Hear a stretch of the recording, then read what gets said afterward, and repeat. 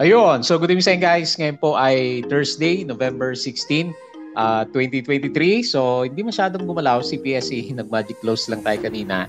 0.33% po yung galaw natin sa kanya. And then gumaganda siya, di ba? So nag-close yung index natin 6,191.48. So dito sa mga trending stocks natin, medyo mix tayo.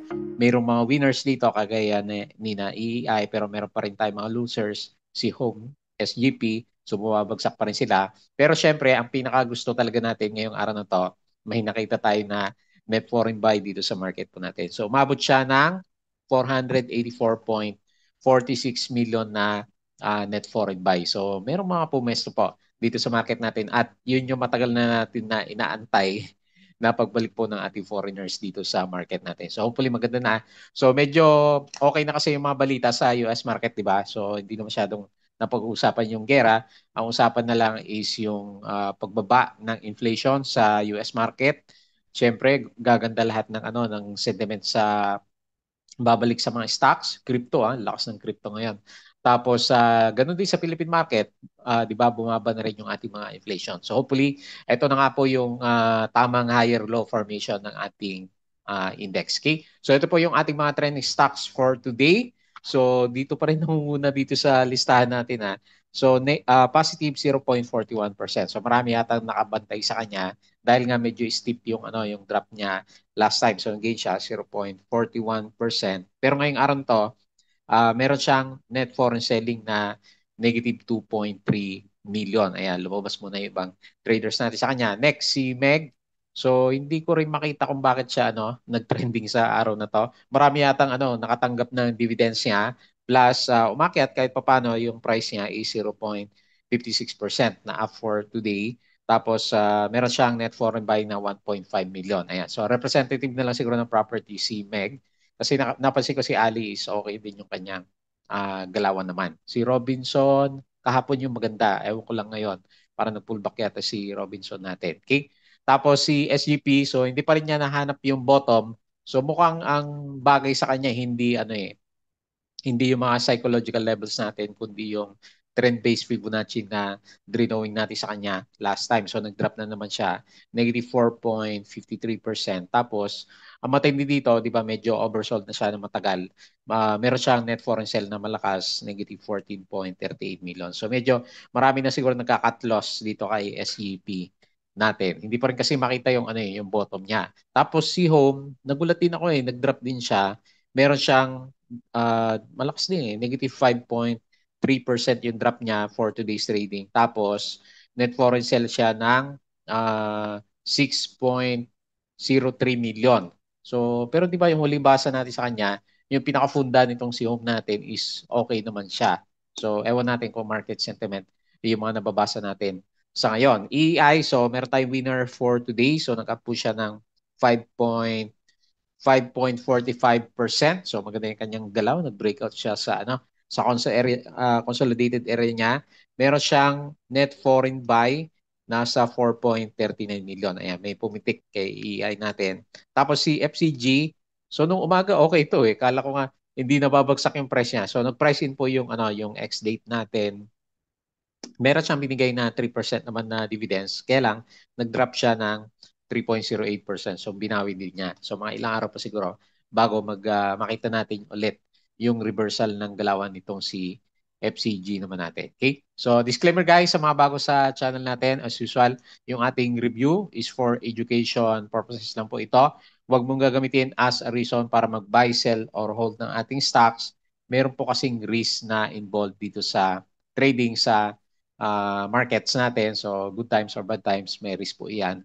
So, pero ngayon, nasa good risk tayo kasi meron nga tayo nakita na net foreign buy. So, hopefully, actually, tingin ko, kung masundan pa tayo bukas na another net foreign buy, very, very good catalyst na para sa reversal ng mga stocks natin. Okay? So, follow mo ako dito sa ating Palami Trader na YouTube channel. Subscribe ka lang guys para updated ka sa post natin, lalo na ngayon, pabalik na yung itsura ng market. Or kung gusto mo, join ka dito sa ating pinaka-trading community naman. So, double check mo na lang po yung mga requirements. Tapos, yan. So, mga nakasubscribe, salamat po sa nanonood sa inyo dito sa ating mga trending stocks review. Ayan. So, babalik na rin siguro yung views natin kasi medyo okay na yung yung napapansin natin sa market. May mga bagsak pa rin yung mga blue chips natin, especially nagko-correct pa rin yung iba, pero siguro yan na yung very good na umpisa na reversal ng market. Okay? Company reviews, profit or loss sa market, mga basic indicators. So yung mga charting natin sa mga bago po, check mo na lang. Fundamentals para sa mga risk management na pwede mong gamitin. PSE stock market studies is yung mga learnings po natin sa market naman. Okay? So check mo na lang yan. Sa mga play turn games, follow mo lang ako dito sa Palawi Trader Crypto ko to para updated ka dito. Malakas pa rin si Bitcoin nag-upsurge na naman yung kanyang galawan. So mukhang matutuloy yata yung ETF ng mga cryptos natin. Dito sa social media, Facebook account, follow mo na lang po para updated ka din sa post kung hindi ka nakapalo sa YouTube natin or dito sa Palabi Trader na Facebook page po natin. Sa mga articles natin na wala pa naman bago, pero yung dadagdagan natin to balang araw pag nagkaroon tayo ng time, Bodega Peak para sa mga local market na news, US stocks, at saka dito sa cryptos natin. Tapos sa side hustles natin, dito po kay money earners. So double check na lang yung mga gustong magkaroon ng passive income. So pwede mo pong tignan kasi mga internet naman based lahat ng ginagawa natin. Okay? So ang dami kong na-post kanina dito sa Twitter natin. Puro earnings pa. Yung mga na-post po natin is nakikita nyo na yung mga earnings po ng mga companies natin. So double check nyo na lang po kasi medyo marami talaga yung mga na-post natin. So punta tayo dito sa baba kasi andito yung pinakasama rin ng galawan natin for today. So maganda nga siya. So good vibes tayo. 484.46 million. So last minute, nagbilihan po yung ating mga foreigners. So hanap-hanap tayo kung sino-sino yung mga stocks na pinuntahan po nila. So turnover value natin is 3.9 billion. Mababa pa rin naman pero mas okay na kasi nung nakarang araw is 'di ba? 1 billion, 2 billion lang yung mga trading natin. So nagbo-bottom na pala siya during that time. So wala masyadong maganda na galaw dito sa market pero eto nga hopeful tayo sa galawan niya kasi pumondo na po kasi yan yung hinahanap natin, di ba? Araw-araw natin sinasabi wala kasing foreigners kaya bumabagsak yung market. So yan, meron na tayong nakita. So ang pinaka-winner natin is finance sector, nag-up siya ng 0.59%. Tapos sumunod si industrial 0.45, nag-drop si mining and oil. So sino kaya sa mga minero natin yung laglag for today's trading natin. Ito yung mga binili ng foreigners. Andito na pala. BDO, BPI, CMER, CNPF, Megawide, Green, JT Cap, Ali, so Double Dragon, medyo marangada, DDMPR, tsaka si Tel natin. So si Home, so ito pala yung catalyst niya. Parang may nabasa ako. Si Oldie ba yun? O itong si parehas na all kasi. So si Home is nag-drop siya ng 21% sa income. So third quarter 2023. But was up, okay, up siya ng 46% sa 9 months. Pero ito yata yung nag-sell on news yung ating stock. So meron siyang third quarter yung basis niya. So ito yung nakita niya. So anyway, nagtakbuhan yung iba. Ayan, so all home. So nag-decline po siya ng 21%. PNX, ano ba to? Earnings. Laki pala ng earnings na ito si PNX From 1 billion naging 3.6 billion. So ito po yung mga binenta ng foreigners natin sina ASEN, China Bank, DNLE, EI umakyat nga SSP, AC, AREITs at saka si Globe. So sa mga earnings si San, sabihin ko lang lugi di ba? So lugi siya. Si Home, okay, but ito yung nakakalito sa kanya kasi sabi niya 46% up. So ito yung akala ko ito yung third quarter earnings niya. Ito pala so 9-month revenue tong pinapakita niya na 46%. Andito pala yung third quarter natin is negative 21%. Ayan, ganun pala nilalagay ni to trade Asia natin. So ALHI, so dito tayo 30% up. Si Ionix natin is minus 23%. ECP, ano ba to? Makyat mo, agsak. Emirates, ayan, meron po dividendo si Emirates natin. Nasa 0.246 peso. BLL, third quarter is up ng 64%. SPNEC, third quarter is umakyat naman siya. But wala lang gusto mag-invest. So B-rates, drop. Mayroon tayong rates na pangit. Minus 55%. Merrimart is, ayan, maganda. Third quarter is 82% year over year. Okay, so Bantayin natin yan. SMC, after tax is, ano ba to? 6 to 7 billion. Ayan, okay naman. Kumita siya. Merrimart expands delivery fleet for wholesale unit. Prim to revise par value to 0.04 per share. Convert selected preferred shares to common. Ayan, dadagdag siya ng common shares. Philinvestland receives SEC approval on a shelf registration of 35 billion. So makakautang siya. So pumupunta sa digital token ng Philippine market. Philippines to sell tokenized treasury bonds for the first time. So hop in sa crypto. Mukhang maganda to sa crypto news. MEG, DATEM o DATEM, ano ba?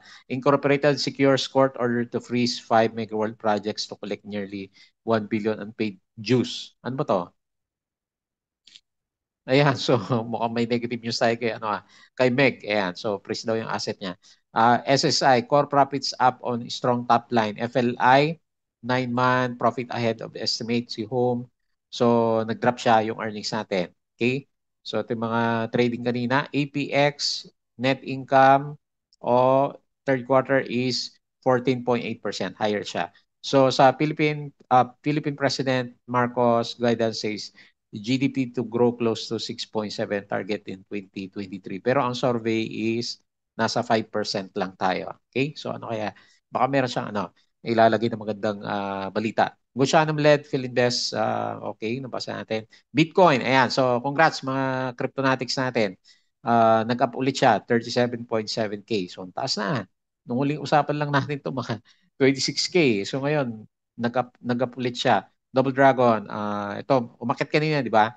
So, reports 9-month net income at 2.47 billion. Up siya ng 0. Ba't ang late naman? 0.68%. SM, explores renewable energy.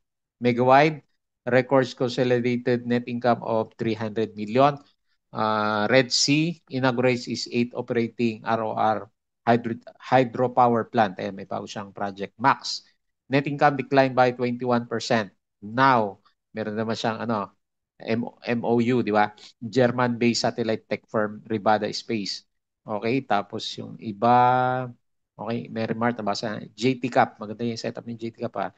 Post 54% profit surge. Si Meg, okay, so 9-month niya is okay din, 43% up. And then, the rest is yung mga kahapon na to ito, pinaka-good news po natin na kaya nagre-reverse po yung market. US inflation rate eases at 3.2% for October natin. Okay, so the rest is repeat na lang yung mga na-post naman natin sa kanya. And as usual guys, yung mga gustong sumali sa trading group po natin is pwede po kayong sumali through our Patreon channel. So open po siya sa mga gusto ng guide sa trading dito sa Philippine markets po natin. Okay? So double check na lang po yan. So refresh natin si 2Trade Asia. Hopefully hindi mag-close. Okay.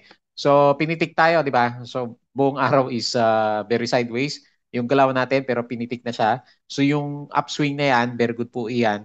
Kasi sabi nga natin, meron siyang 484 million net foreign buy. So first time natin makakita ng maganda. So mukhang good close tayo ng Friday, hopefully. Kasi laglagan pa rin yung iba. Si Monde, minus 3%. Si ASEN, minus 2%. URC, minus 2%. Wilcon, minus 1.2%. Converge, minus 1.2%. So hindi pa rin maiwasan na bumagsak yung iba. Pero dito sa mga winners natin, malalakas din. Jollibee, 3.69. Nag-breakout si Jollibee natin. Mer, 3.06. BPI, ito pala nagpataas sa finance, 2.6. And then si Bloom natin is 1.36%. Okay? So 33% up. Malapit na tayo sa 6.2. Foreign participation, 51. And then 49% sa local participation. So tingin tayo dito sa winners.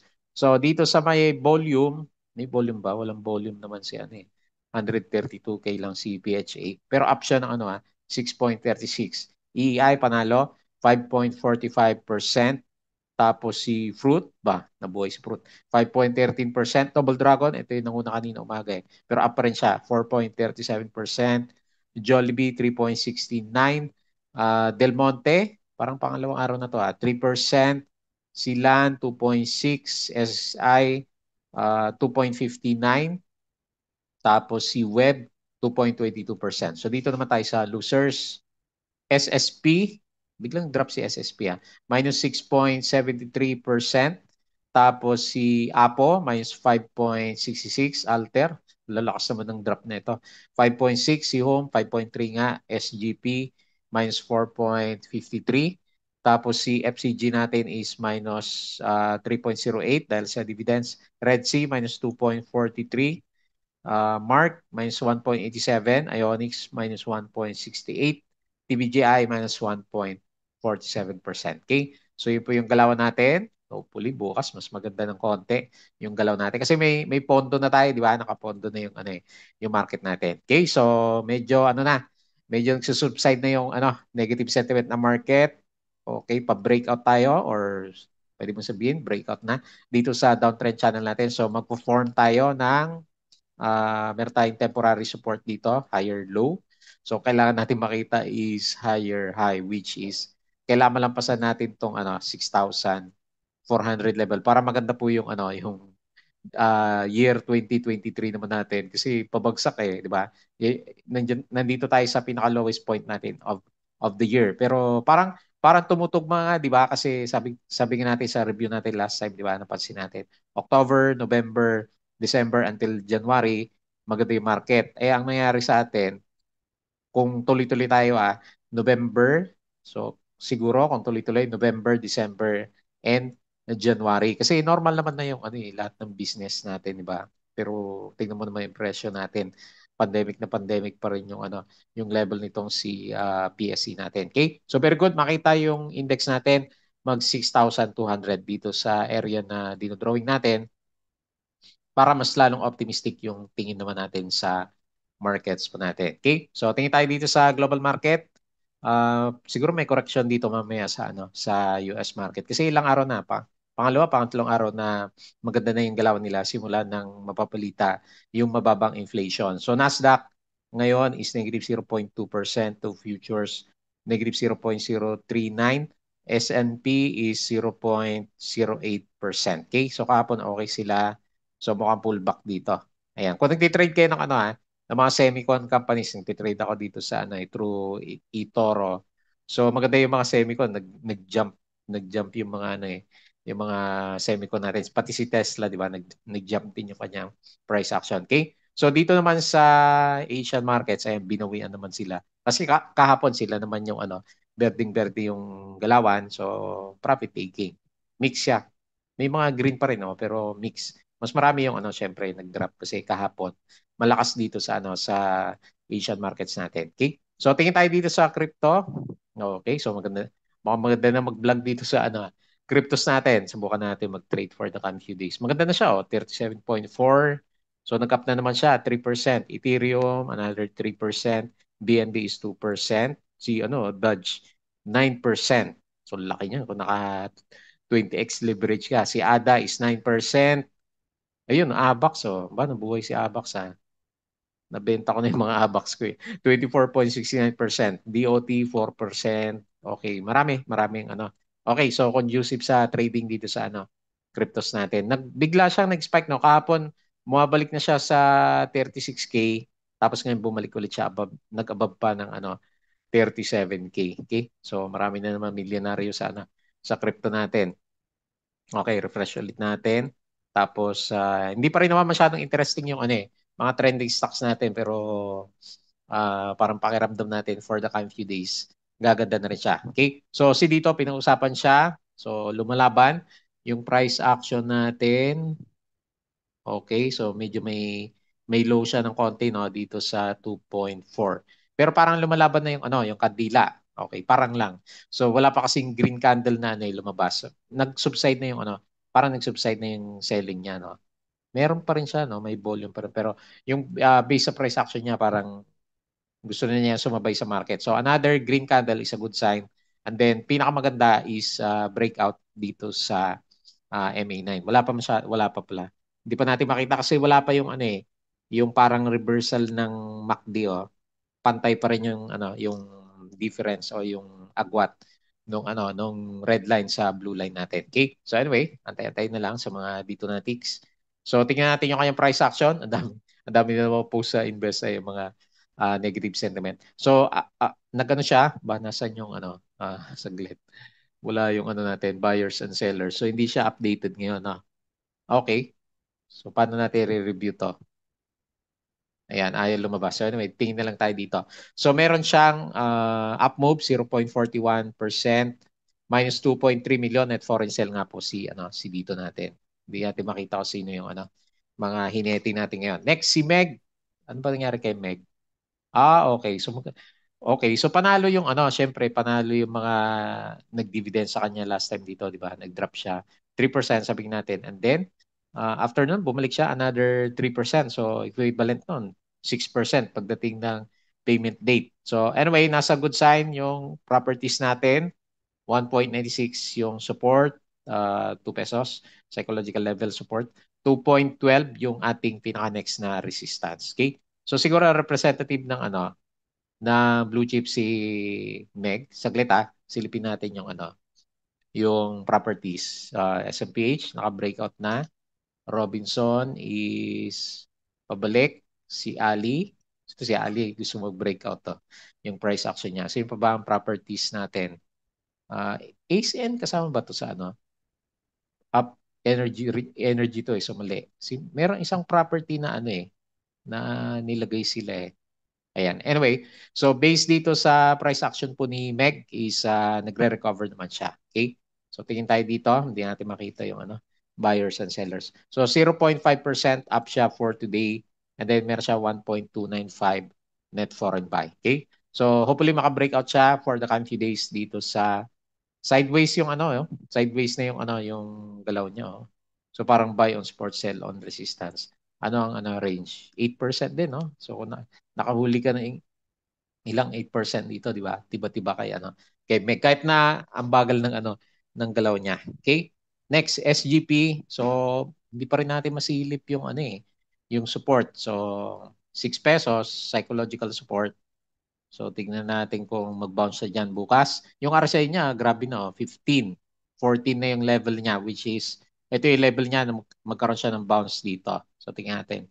Medyo overdue na sa technical bounce si SCP, pero syempre, negative sentiment kasi, lalo na ngayon yung price action niya, negative 4.53%. Ito yung ayaw natin yung mga ganyan, negative 14.28 million net foreign sell. Mukhang hindi pa, no? Hindi pa nag-bottom si SCP natin. Ito yung trend-based Fibonacci natin last time. Saan ko ba nilalagay ito?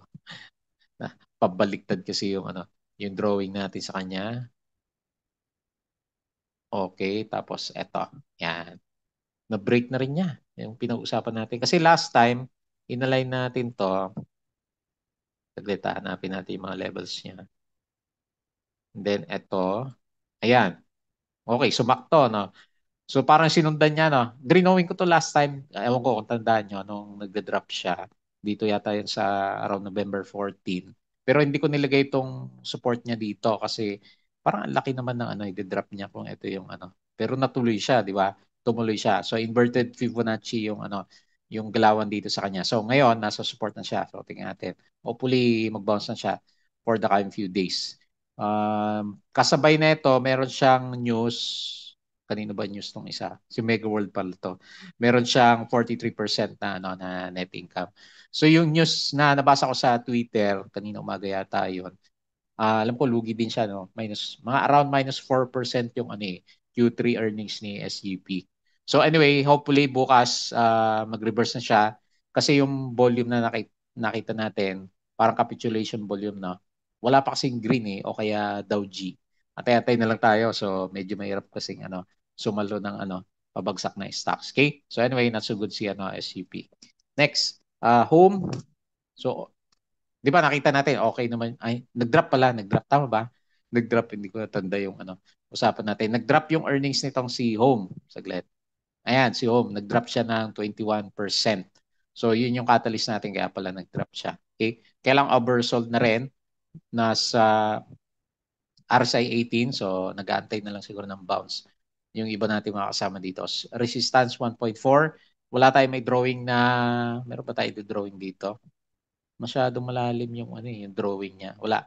So, kasi nag-drop na rin siya dito sa support natin kahapon dito sa around 1.3. So next na lang, tatandaan natin is 1.2. So yun yung pinaka-next na pwedeng support niya. So laglag lahat ng indicators ni home natin. So sell on news, sell on earnings, negative 5.3%, minus 6 million net foreign sell. Okay? Kawawa pa rin yung mga builder stocks natin. Next, EI. So congrats sa mga meron. Nag-breakout si So akala mo nga naman natuloy yung breakout niya. Ayan. So, pinondown pala dito tapos hindi bumagsak yung price. Nagantay ng tamang tagatulak. So ngayon, ganda ng chart ni EI ngayon. 6.2 yung next na resistance tapos very visible yung niya, yung ascending triangle formation. Ayan. So yun na lang, tignan natin for the coming few days. Kasi ito na wala nang ibang resistance pa. Tapos okay din pala lahat ng niya, RSI niya bago siya nag-breakout for today. Okay? So anyway, congrats ulit. EI, gano'ng kalaki yung galawan? 5.45% up, minus 4 million. Kailang sell siya, minus 4 million net foreign sell. Next, FCG. So ito po yung drop niya, yung mga hindi pa alam, is nag-price in na po yung dividends natin. Okay? So maghanap ng support. So lagay ko na dito sa baba kasi normally kasi may mga shakeouts pa yung mga dividends natin. Pero meron naman siya, di ba? 3% na dividends. So nag-drop si FCG ng 3.08. So yun na yun, yung pricing po ng dividendo. Wala siyang foreigners. So sa locals natin. So depende naman sa'yo. Pwede mo ilagay dito kasi hindi pa naman umabot. 0.6 siguro. Okay? So 0.6 na lang. Pero for the coming few days, di ba? Bago natin makita siguro yung next na galawan niya kasi kakabigay niya lang ng X date. Okay? So yun lang muna yung ating review for today. Wala masyadong explosive maliban kay EEI natin tsaka si Fruit na galawan. Pero optimistic tayo kasi sumisilip na po yung index natin plus syempre yung sabi natin net foreign buy ng market. Okay? So yun lang po yung ating review for today. As usual, bago tayo mag-close, please don't forget to subscribe dito sa ating Palawi Trader na YouTube channel. Join ka lang sa group guys kung gusto mo ng guide. Crypto ko to, Facebook account, Facebook page, Budagi Peak, Money Earners, Twitter, and Patreon sa mga gusto sumali sa trading group sa Philippine Market, Trading Investing. Sali ka lang po sa Patreon channel natin. So yun lang po. Maraming salamat. Happy trading po bukas.